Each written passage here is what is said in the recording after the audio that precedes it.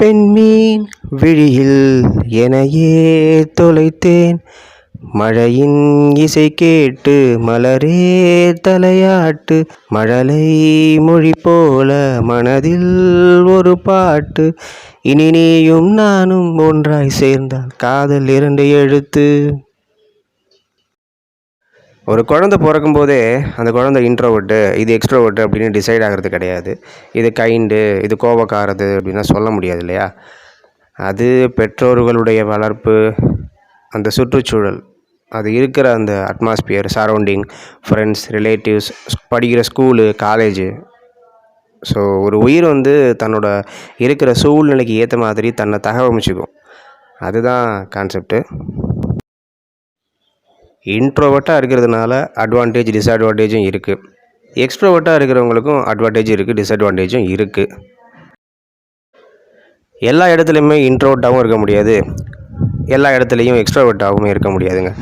Introvert என்ன பண்ணணும், தனக்கு தேவையான உரிமை, தனக்கு தேவையானது செல்ஃப் ரெஸ்பெக்ட்லாம் அஃபெக்ட் ஆகும்போது குரல் கொடுக்கலாம். அந்த மாதிரி இடங்களில் அமைதியாக இருக்கிறது சரி கிடையாது. அதே மாதிரி எக்ஸ்ட்ரோவர்ட்டாக இருக்கவங்க வந்து எல்லா இடத்துலையுமே லொடன்னு பேசி சமாளித்து நம்ம சாதிச்சிடலாம் அப்படின்னு நினப்பாங்க. ஒரு சில இடத்துல இவங்களுடைய அதிகமான பேச்சே எடுபடாதுங்க. ஸோ அந்த இடத்துல அவங்க வந்து அதுக்கேற்ற மாதிரி கொஞ்சம் பேச்சை குறைச்சிக்கிட்டு காரியத்தை சாதிச்சுக்கணும். Work out with wisdom video 3 Kural 3 பார்க்குறோம். மலர் மிசை ஏகினான் மானடி சேர்ந்தார், நிலமிசை நீடு வாழ்வார்.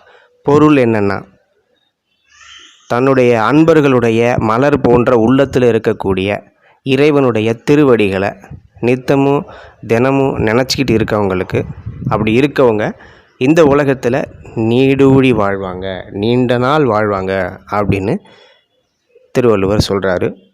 ஸோ அதிகாரம் 1 கடவுள் வாழ்த்து, இறைவனுடைய பெருமைகளை பற்றி தான் சொல்லியிருப்பார். அதில் இது 3வது குறள் இன்றைக்கி பார்த்துருக்கோம்.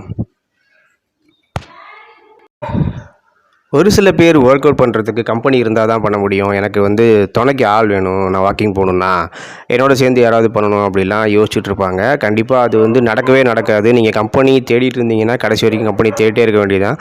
அப்படியே வந்தாலும் ஒரு 2 நாள் 3 நாள் வருவாங்க, அதுக்கப்புறம் நம்ம தான் நமக்கான வேலையை நம்ம பார்த்தாகணும். ஸோ இந்த மாதிரி விஷயத்துக்கு கம்பெனி தேடுறது அந்தளவுக்கு நல்லதில்லை. ஓகே காய்ஸ், இன்றைக்கான ஒர்க் அவுட் முடிஞ்சுது. கருத்துக்களை ஷேர் பண்ணி திருக்குறள் பார்த்துட்டோம். ஓகே, எல்லோரும் போய் அன்றாட வேலைகளை போய் பாருங்கள். திரும்ப அடுத்த நாள் விடாமல் கன்சிஸ்டண்ட்டாக ஒர்க் அவுட் பண்ணுங்கள்.